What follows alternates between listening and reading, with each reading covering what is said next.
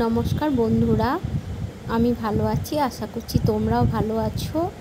তো আজকে অনেক দিন আমি আমার বাড়ির কাজকর্মের কোনো ভিডিও দিইনি বা রান্নার ভিডিও দিইনি। তো আজকে আমি তোমাদের সঙ্গে আমার বাড়ির কাজকর্ম রান্নার ভিডিও তোমাদের সঙ্গে শেয়ার করছি। বন্ধুরা, তোমরা দেখো, ভালো লাগবে। তো আমি এখন সকালে উঠেই ঠাকুরঘর থেকে বেরিয়ে এই দেখো বাড়ির কিছু কাজ থাকে, বিছানাপত্র ঝাড়া ঝুড়ো, তারপরে এই যে সোফার চাদরটা পাতা, খাটের চাদরগুলো একটু ঝেড়ে দেওয়া, সমস্ত করে নিলাম। তারপরে দেখুন কয়েকটা কাপড় জামা ছিল সার্ফে ভেজানো, ওগুলোকেও ভিজিয়ে রেখে দিলাম। তো এখন ভিজানোর পর আমি এখন চলে যাব আমার রান্না বান্নার দিকে, কারণ আমার হাজবেন্ড খেয়ে অফিস যাবে। তো দেখো বন্ধুরা, আমার মা কিছুদিন আগে এসে আমার মায়ের একটা বান্ধবীর বাড়ি গিয়েছিল বেড়াতে। তো আমার মায়ের বান্ধবী তার গাছের ইঁচড় দিয়ে পাঠিয়েছে যে তুই এটা রান্না করে খাবি। তো আমার মা অর্ধেক নিয়ে গেছে, আমাকে অর্ধেক দিয়েছে। তো দেখছো বন্ধুরা, ইঁচড়টা কিন্তু প্রায় কাঁঠাল হবে আর কদিন আগে। তো ইঁচড়টা এমনি আমি আলু দিয়ে যদি রান্না করতাম খুব একটা ভালো লাগতো না। তাই আমি কি করলাম বলো তো, ইঁচড়টাকে সিদ্ধ করতে দিলাম। আর দেখছো এই ফাঁকে আমি আমার ছেলের জন্য একটু টিফিনও দিয়ে দিলাম। এই দেখো ইঁচড়টা সিদ্ধ হয়ে গেছে।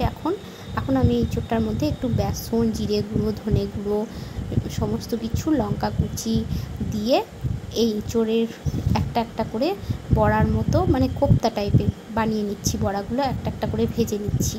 তাহলে কি বলো তো বন্ধুরা, আমি একটা ভালো রান্না যদি করি তাহলে সবার খেতেও ভালো লাগবে, আর আমার মায়ের বান্ধবীর মানটাও থাকবে। কারণ বান্ধবী ভালোবেসে মাকে এই ইঁচড়টা দিয়েছে। তো এটা তো ধরো আর কদিন পরে কাঁঠাল হয়ে যেত। তো আমি দেখলাম এটা একটা ভালো রেসিপি তৈরি করি, তাহলে সবার ভালো লাগবে, খেয়ে সবাই আনন্দও পাবে, আবার মায়ের বান্ধবীর নামটাও হবে। তো এই দেখো সমস্ত আমি ইঁচড়গুলোকে একটা একটা করে কোপ্তার আকারে তৈরি করে ভেজে নিলাম লাল লাল করে। তো এই যে এখন ভাজা হচ্ছে, আমি মাঝখানে একটু বল বল করে রেখে দিলাম, তাহলে আমার খুব তাড়াতাড়ি ভাজাটাও হয়ে যাবে। আর এইদিকে দেখছো আমি একটু ঢ্যাঁড়সও ভাজতে দিয়ে দিয়েছি, পেঁয়াজ আর ঢ্যাঁড়স। আর কালকের একটু চিকেন আছে, ওটাকেও গরম করে নেবো। তো এই দেখো এখন আমি আদা, পেঁয়াজ, রসুন, টমেটো বাটাটা তেলের উপরে দিয়ে দিলাম, একটু কারি পাতাও দিয়ে দিলাম। কারি পাতার গন্ধটা না খুব সুন্দর বন্ধুরা। আর একটু গোটা গরম মশলা দিয়ে ভালো করে কষিয়ে নিলাম মশলাটা।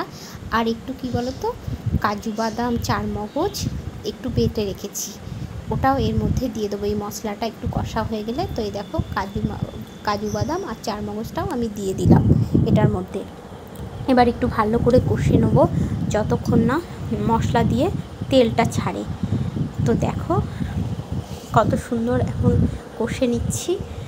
এরকম করে রান্না করে খাবে বন্ধুরা, দেখবে ইঁচড় কোপ্তা খুব ভালো লাগে। আমি তো বানিয়েছিলাম, এত সুন্দর হয়েছিল, সবাই খেয়ে খুব নাম করেছিল। এই দেখো এবার আমি জল দিয়ে দিলাম, মশলাটা কষা হয়ে গেছে। এবার আমি কোপ্তাগুলো একটা একটা করে ওই মশলার জলের মধ্যে দিয়ে দিচ্ছি। তো একটু ফুটে গেলে আমি একটু ঘি আর গরম মশলা দিয়ে আমি এই ইঁচড়ের তরকারিটা এবার নামিয়ে নেব। কোপ্তা মানে ইঁচড় কোপ্তা বলছে এটাকে, যেটা। তো দেখছো এখন আমার প্রায় ইঁচড় কোপ্তা রান্না শেষের দিকে। এখন একটু ঘি আর একটু গরম মশলা দিয়ে নামিয়ে নেব। তো আমার এখন রান্না বান্না প্রায় কমপ্লিট। তো এই দেখো আমার এখন ইঁচড় কোপ্তাটা প্রায় শেষের দিকে, ঘি গরম মশলা দিয়ে এখন নামিয়ে নিলাম। দেখছো কত সুন্দর হয়েছে কালারটা, সবাই খেয়ে কিন্তু অনেক নাম করেছিল।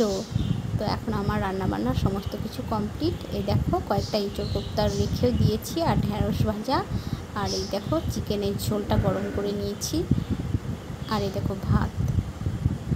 আজকে আর বেশি কিছু করিনি। তো এখন এই দেখো সমস্ত গ্যাস ট্যাস মুছে নিচ্ছি, রান্নাবান্নার সমস্ত শেষ হয়ে গেছে।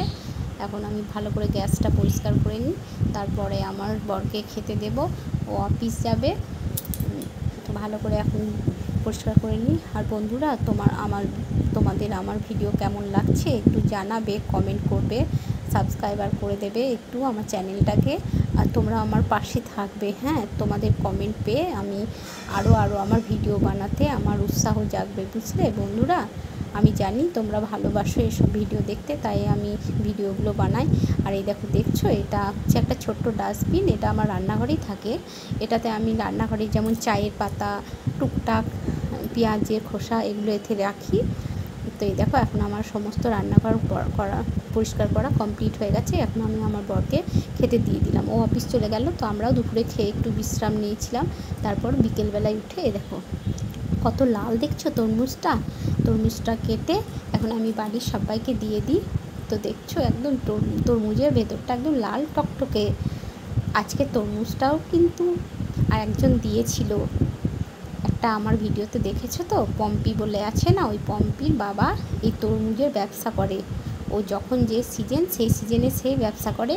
তো এইটা পম্পির মাই আমাদের জন্য পাঠিয়ে দিয়েছে, আমরা যাতে খাই তরমুজটা, ওই জন্যে পম্পিকে দিয়ে। তো আজকের মতো এইটুকুই, টাটা বন্ধুরা।